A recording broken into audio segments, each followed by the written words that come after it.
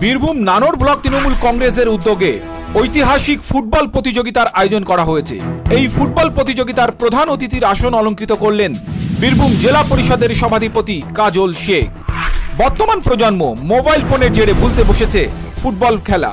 এবার সেই ভাবনা মাথায় রেখে বীরভূম জেলা নানুর ব্লক তৃণমূল কংগ্রেসের উদ্যোগে অনুষ্ঠিত হলো এক বিশাল ফুটবল প্রতিযোগিতা।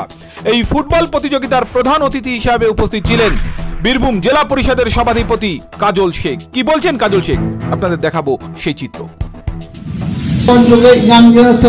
ফেসবুক, টুইটার, ইনস্টাগ্রাম নিয়ে ব্যস্ত হয়ে পড়েছে, তাদের খেলা মাঠে দেখা যাচ্ছে না।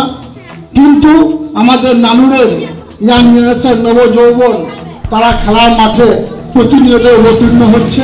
তার জন্য তাদেরকে সাধুবাদ জানাচ্ছি। তোমরা এগিয়ে চলো, সবসময়ের জন্য তোমাদের পাশে থাকার অঙ্গীকার করছি। এই বলে আমার বক্তব্য দিতে টানছি। ধন্যবাদ।